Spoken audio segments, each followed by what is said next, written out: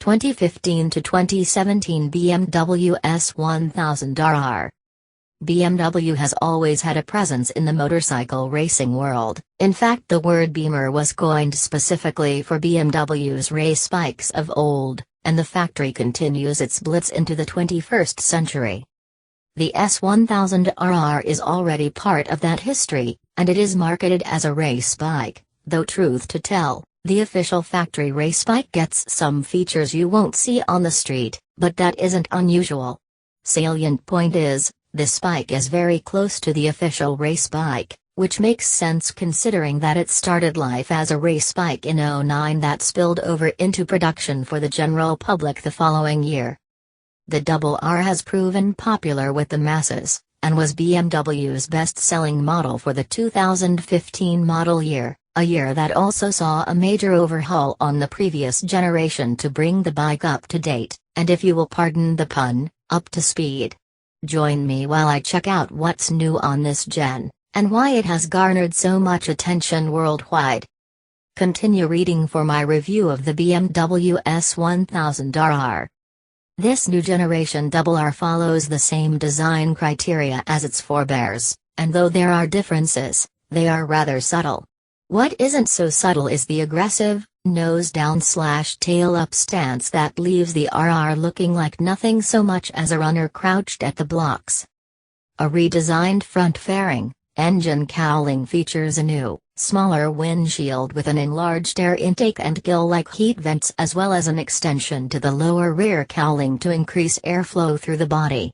If the racing vents aren't your cup of tea, the factory has two different, fully enclosed, lighter-weight carbon body panel sets available as special accessories. The RR retains its split face, asymmetrical headlight arrangement, but reversed the positions so that the low beam is on the right and the high beam on the left. Not a big difference, but one that will leap out at someone familiar with the previous design. The pilot seat and P-pad also received a bit of attention, and the pad can be hidden beneath an optional cover that enhances the race bike curb appeal. Speaking of coverage, while it can be said that the RR has rather full body panels, they aren't quite as full as one would normally expect on a proper superbike, and they allow the engine to peek out and show a little bit of angle. An aluminum, bridge-type frame carries the engine at a 32-degree angle and uses it as a stressed member to close the loop. The frame underwent a significant revamp for this new generation with a half-degree reduction in the steering head for a shorter 23.5-degree rake and 3.9-inch trail. A 3 mm drop in the swing arm pivot works with the new steering geometry to provide improved feel and feedback to the rider while increasing the traction at the rear tire. A strong-looking, dog-leg aluminum swing arm completes the standing chassis, and it adds to the curb appeal while inspiring confidence in its implied strength. Suspension got a little tweakulation as well. The inverted, 46 mm forks come with the same 10-position adjustment for the compression and rebound damping that allows you to dial in for the conditions. Fork length got stretched by 1.7 inches, and a reduction in negative spring travel jacked both ends of the bike up an additional 5 mm for extra cornering clearance. The rear shock also comes with compression and rebound damping, and the compression damping range has been expanded a bit for even more ride tuning options. Suspension travel measures out at 4.7 inches at the axles on both ends of the bike. Beamer adapted the dynamic damping control, DDC, from its HP4 for use by the Double R, and offer it as optional equipment. The DDC works in conjunction with the traction control system and uses data concerning lean angle and roll rate along with detailed info from the suspension components themselves to electrically adjust a damping valve to dynamically tune the ride. Baseline suspension performance is automatically set when the rider selects a riding mode, and the system takes it from there. If that isn't good enough, you can further tweak the ride on the fly via push button. As per homologated superbike rules, the Double R rolls on 17-inch hoops. The bike comes stock with cast rims, but offer forged aluminum rims that weigh in 5.2 pounds lighter than the stock ones. Buyers also get a choice of tires, and can choose from either the Pirelli Diablo Supercorsa SP or the Conti Race Attack compound variety. A pair of 4-pot calipers bind the dual 320mm front brake discs, and a single pot caliper grabs the 220mm disc in back. The RR comes with a semi-integral race ABS system that also provides varying levels of intervention based on the selected rider modes, or it can be turned off altogether. When in race mode, a rear wheel lift detection feature prevents sendovers by feathering the front brake as soon as the rear wheel comes off the ground. All nifty stuff that acts as both enabler and safety net for riders seeking the edge of the performance envelope. BMW's inline 4-banger mill really puts the super in this superbike.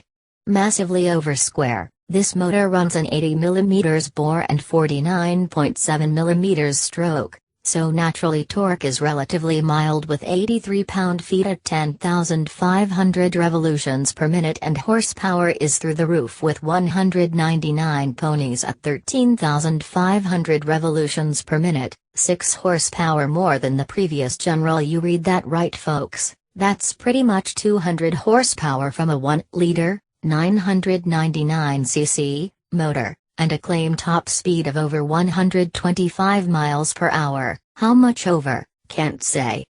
Dual overhead cams actuate 4 valves in each combustion chamber, and compression on the production model is fairly high at 13:1.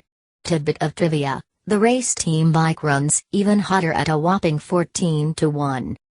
As with the chassis, the engine comes with various features to help the rider control and harness all that power. The electronic wizardry starts at the right wrist with Beamer's e-gas ride-by-wire feature that enables the other systems. First up is the servo-motor-controlled, variable-length intake tract that uses a long intake at lower RPM and shifts to a shorter intake pipe when engine revs get up over 11.5 km to allow the engine to crank out those last few ponies. Next we have the standard riding modes that offer 3 distinct presets for different conditions, as well as the optional Ride Modes Pro that brings even more performance presets to the table, and works with the dynamic traction control, DTC, ABS and DDC to provide all-in-one electronic oversight. The Race Modes Pro also comes with a launch control feature and pit lane speed limiter, both of which will be desirable if you plan on competing in official race circuit events. A 6-speed, constant mesh transmixer manages the ratios with a hydraulically assisted slipper clutch that makes for a light pull at the lever and prevents wheel hop on hard downshifts.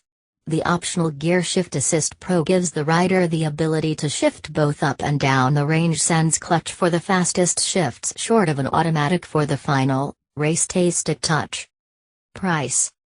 This bike represents an incredible package between the performance, rider augmentations and bona fide racing credentials all bundled together, and so the 2017 price tag is something of a pleasant surprise at only $15,695 with ABS and DCT as standard equipment. Not only does this price make the bike accessible to would-be/wannabe racers, but it really puts the pressure on its competition in the market as well as the track. Although the Double R has the capacity for actual track use, especially with the optional racing packages, the truth is most units will never get closer to a closed circuit than the parking lot. No doubt there are many riders that appreciate race technology, even if they only use it on the streets, so I decided to go with a bike that fills the same niche. The Brutail 1090RR from MV Agusta. Visually, the two follow the same tail-high stance, but the Beamer carries a deeper dip at the front end that accentuates the look a bit. Although it definitely qualifies as a superbike, the Brutail sheds enough paneling to expose the trellis frame and the engine, while the S1000RR carries a little more body cladding, leaving a little bit to the imagination.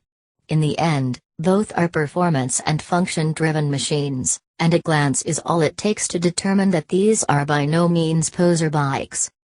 Both run inline, liquid-cooled, 4-cylinder engines that feature ride-by-wire throttles and traction control, but Beamer comes out on top of the engine gadgetry category with its optional Pro features. MV Agusta boasts the most displacement at 1078 cc, a skosh larger than the 999cc Beamer Mill, but that doesn't tell the whole story. While the Brutail cranks out an undeniably powerful 158 horsepower and 73.7 pound-feet of torque, it's still outmatched by the 199 horsepower and 83 pounds of grunt from the smaller displacement, S1000RR motor.